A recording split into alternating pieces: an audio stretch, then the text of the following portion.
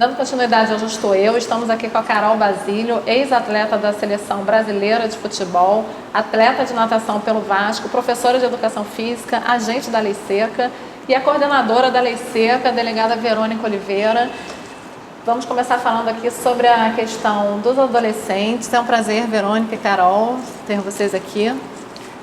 É um prazer ter vocês aqui. Dando continuidade já à nossa aula, a gente vai agora nesse bloco falar sobre os adolescentes. E uma das questões que os adolescentes costumam, uma das coisas que os adolescentes usam muito é aplicativo. Né? E um dos aplicativos que me preocupa bastante é o Twitter da Lei Seca. Né? E também os WhatsApps da vida e outros de comunicação avisando da Lei Seca. Isso não é prejudicial para o funcionamento da operação? E não é crime? Quando as pessoas informam através das redes sociais a localização da realização da Operação Lei Seca, eles estão fazendo um desserviço à sociedade. Porque, como eu já disse, a Operação Lei Seca ela visa salvar vidas. E quando você informa, você está informando tanto para aquele condutor que está dirigindo sob efeitos de álcool ou outra substância psicoativa, mas também você está informando para o marginal da lei.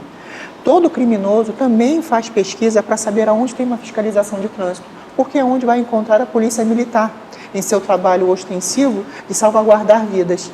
Então, aqueles que divulgam têm que saber da irresponsabilidade e da total falta de bom senso de fazer esse tipo de conduta, porque além de você estar privando aquele que está cometendo crime de ser sim parado na fiscalização e ser retirado do trânsito, em nome de salvar vidas, você também está permitindo que o crime seja praticado numa área sem fiscalização. Então isso é um desserviço e é aconselhável que não se informe o local de qualquer fiscalização de trânsito. Porque, como eu volto a dizer e frisar, é para proteger o cidadão. E o que nós, quando viemos em janeiro ocupar esse cargo à frente da coordenação da Lei Seca, nós fizemos? Nós entramos sim com o procedimento na Justiça, estamos aguardando o melhor posicionamento, que nós entendemos ser crime, ser a tipificação do artigo 265 do Código Penal, segundo parte da jurisprudência. Só que existem aqueles que não entendem dessa forma, que entendem que não há tipificação penal para divulgação de fiscalização de trânsito em redes sociais e demais aplicativos. Então estamos aguardando e esperando que o bom senso prevaleça. Aquele que está se utilizando de aplicativos para se informar acerca da Lei Seca está ajudando os criminosos, está ajudando os bandidos. Então, quem quer andar seguro pelo Rio de Janeiro, que reclama da criminalidade, ao utilizar esses aplicativos, está dando força para criminosos, para criminalidade. Quando for assaltado ali na esquina, não vai reclamar, porque existem aplicativos que informam onde estão os operadores da Lei Seca e, consequentemente, os policiais da cidade. Então, está informando, bandido, não anda por ali não, com o meu carro que você acabou de roubar, porque tem uma operação ali. Exatamente. Não é isso? Bom, agora, como é importante informar nas escolas, né? Fazer palestras de conscientização para esses jovens que estão para tirar carteira de motorista, ou nas faculdades, né? Para os que acabaram de tirar. Né? Vocês têm ênfase nesse treinamento das crianças e dos adolescentes? Com certeza. A nossa principal palestra para esse público que está em vias de tirar a sua primeira carteira de habilitação e, como foi falado, é o início do consumo do álcool. A gente verifica que há um aumento precoce entre os adolescentes a partir dos 13 anos do consumo de bebida alcoólica. Então, a gente, nas nossas palestras, alerta para todos os danos físicos causados com o consumo de álcool, os danos sociais de interação, porque a gente vê o aumento de homicídios e de agressões graves em que os autores estão sob influência de álcool. Nós temos um aumento na violência doméstica, em que um dos motivos é o consumo de álcool entre autor e vítima. Além de estupros, atentados ao pudor. Então há um aumento da criminalidade, porque o álcool ele altera comportamento, percepção, aumenta a agressividade, diminui a atenção. Nas nossas palestras a gente mostra todo esse quadro danoso que o consumo de álcool causa, principalmente para o público adolescente. Não, e o adolescente ele tende a achar que ele é imortal, né? Assim, a gente já foi adolescente, a gente também já passou por isso, né? Então, assim, é muito importante que o adolescente procure saber as consequências de beber e dirigir. Eu, por exemplo, eu perdi um amigo aos 20 anos de idade. Eu estava até contando aqui para a Carol antes de começar a gravação. Estava um amigo acompanhado de 2 outros amigos, sendo que um desses 2 era meu irmão. O meu irmão, na época, E olha que isso tem mais de 25 anos. Né? Meu irmão, na época, chegou a falar com esse amigo, falou, não vai, não pega o carro. E falou para o outro que acompanhou. Falou, não vai, ele bebeu, não vai, vamos de táxi. E ele insistiu em ir, o que estava bêbado bateu com o carro e o amigo faleceu. Assim, eu vivi isso de perto. Assim, meu irmão ficou dias sem sair do quarto, em absoluta depressão. É importante que os jovens vejam que isso, a importância disso. E eles estragam não só a vida deles, eles estragam a vida da família toda. Porque foi uma família que assim, só não ficou desmantelada porque era uma família que tinha muita fé. Né? Mas às vezes as famílias acabam. Né? É interessante isso que a Mirella está dizendo, que é justamente o adolescente que se acha rebelde, né, e maior até, mais corajoso, por conta desses pequenos gestos, que não são pequenos, de contrariedade ao sistema. Agora, assim, quero ver se esse adolescente consegue ter essa visão de que ele pode acabar numa cadeira de rodas, como é o exemplo da Carol, e passar a vida dele toda, né, todo o resto da vida dele, porque são jovens, são adolescentes, numa situação dessa. Isso sim é um gesto de força. Assim, seria muito mais rebelde e corajoso o adolescente que fizesse o movimento oposto, né? Trazendo os amigos dele para essa consciência de que não pode beber e dirigir e de que existem regras que foram feitas para a gente conseguir ter uma vida melhor na sociedade. Tem tanta coisa legal para se fazer, né? Não precisa beber e dirigir o carro, né? Tem tanta coisa boa que se pode fazer, tanta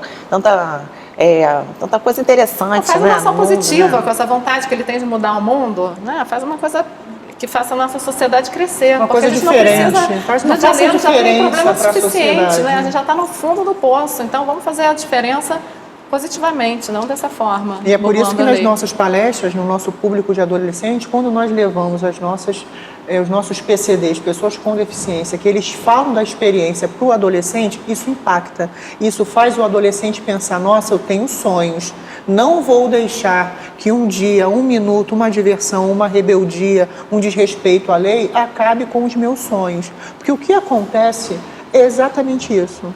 Quando ocorre um acidente, você perde todo o seu sonho de um futuro que você estava planejando ter. Você tem que se redefinir, se reconhecer, fazer novas amizades, ter uma nova rotina. A sua casa, às vezes, não está apta a te receber como cadeirante. Seus amigos não sabem como se portar. Você nasce de novo, de uma outra forma. Então, para que isso? Se isso pode ser evitado, como eu falei, 90% dos acidentes são causados por falha humana. Imperícia, imprudência, negligência, desatenção, pressa, estresse, desrespeito às leis, isso tudo é conduta do homem. Então é o homem que está matando o homem. Isso pode ser mudado e deve ser mudado. A Mirella falou do táxi, né? Na nossa época de adolescente a gente usava táxi, não era muito comum também. Hoje em dia tem também os aplicativos de Uber, e me parece que eles estão mais conscientes nesse sentido. Sim, 75%, segundo pesquisa feita pelo Observatório Nacional de Segurança Viária, de 18 a 24 anos, os adolescentes e os adultos jovens nessa faixa etária deixam o carro em casa quando optam ir para bares, baladas e comemorações e restaurantes. Se sabem que vão beber, eles preferem utilizar um aplicativo de mobilidade urbana. Isso mostra uma mudança de comportamento, isso mostra o respeito às leis de trânsito. Que bom que também tem essa parcela de jovens que pensa de maneira responsável, solidária e empática. Que nos passa a ser a maioria. Você vê que o pai também que bebe no churrasco, bebe um copo de cerveja ou outro na frente do filho, o filho está observando. Ele sabe que aquele pai fala, não, só vou até ali, só vou até a esquina, ele vai fazer o mesmo, né? Porque o exemplo quem dá são os mais velhos. Então vamos também mudar nossas atitudes, né? Como pais, e a responsabilidade que a gente tem de educar nossos filhos para uma sociedade melhor também passa pelas nossas atitudes diárias. Com certeza. O exemplo fala muito mais que as palavras. Né? Com certeza. Para o jovem, o pai é um modelo a ser seguido, tanto para o bem quanto para o mal. O primeiro modelo que nós temos são os nossos pais, através até da própria convivência diária. Então, se um pai, quando a gente está fazendo a nossa palestra para o público adulto, a gente percebe uma certa resistência, porque as pessoas nas palestras falam, nossa, mas eu já vivi tanto e nunca usei cinto, por que eu vou passar a usar agora? Tem que usar, porque a gente tem que mudar essa cabeça e respeitar as leis de trânsito, não falar ao telefone enquanto estiver dirigindo, usar o cinto, respeitar toda a sinalização, velocidade, respeitar a faixa de pedestre, respeitar o outro que está naquela relação no trânsito. E o trânsito evoluiu tanto, né? A gente, quando era criança, meus pais tinham uma belina, a gente vinha jogada no fundo da belina, né? Não tinha cinto, não era nada, dormia na mala da belina. Era assim, era o que se fazia na época, né? Era comum, absolutamente comum. E a gente conseguiu mudar isso, a gente conseguiu botar o cinto de segurança, né? Hoje em dia, por exemplo, se eu sentar no carro para manobrar o carro, eu boto o cinto, porque já é automático. Eu sentou, botou o cinto, não sei dirigir sem cinto. Eu não sei tirar o carro de uma vaga e botar na outra sem cinto. Acho que não tinha nem cinto atrás. Inclusive, para eu trocar de vaga, às vezes eu dou seta. Sabe? É uma coisa que quando você treina muito, você acaba tornando aquilo automático, né? Isso me leva a pessoa a ser responsável. Quando você é responsável por consigo, você é com o próximo. Então, a nossa preocupação ela tem que partir da gente. Quando eu vou ao trânsito, seja como pedestre, ciclista ou motorista, eu tenho uma preocupação com o todo, com a visão global daquela situação. Então, eu não posso me alienar a ponto de achar que sou eu que vou pegar meu carro e vou até a esquina. Não sou só eu. Existem outras pessoas naquele ambiente. Então, a gente tem que ser responsável e ter preocupação com o próximo. E o uso de fone pelos jovens, né? Porque eles andam na rua também como se eles estivessem numa bolha, né? Com fone ou no celular. Falar ao celular e usar fone são infrações no Código de Trânsito. Então, não, as mas pessoas, eu estava elas falando têm do que pedestre, também... do pedestre. Ah, o pedestre o pedestre jovem, ou na minha adolescente. opinião, eu acho uma falta de responsabilidade você estar andando na rua e com os fones você fica alienado a toda a movimentação que está ao seu redor. Se está acontecendo um acidente perto de você e você pode se esquivar, você não tem noção, porque você não está ouvindo aquilo. Às vezes você está passando por uma fase de assalto, o assaltante está chegando perto de você e você não pode nem... Porque você não está percebendo, você não está ali. O sentido já está comprometido. Você não está ali, todos os sentidos. Quando as vítimas na minha vara, eu escuto isso, não, porque eu estava lá no ônibus, estava com fone, estava não sei onde, estava com fone, sempre estava com fone, estava distraído, e aí vem o roubador e pega, né? Todas as pessoas que fazem parte do trânsito, eles não podem estar distraídos. O trânsito não é só aquele que dirige. O trânsito, o pedestre, ele faz parte. Você parado no ponto de ônibus, você tem que ter atenção. Nós temos pessoas com deficiências que foram vítimas parados no ponto de ônibus aguardando a vinda do seu coletivo e foram atropeladas e ficaram reduzidas a uma cadeira de rodas. Então, nós temos que ter essa preocupação que o trânsito é de todos. A gente tem que estar preocupado com o que está ao nosso redor para podermos também nos proteger.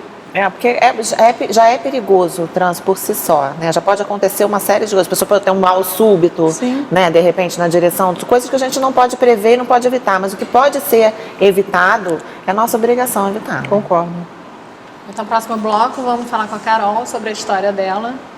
E continue com a gente no Justo Eu. A gente deixou a Carol para o final porque a gente realmente vai se emocionar. Não perca o próximo bloco.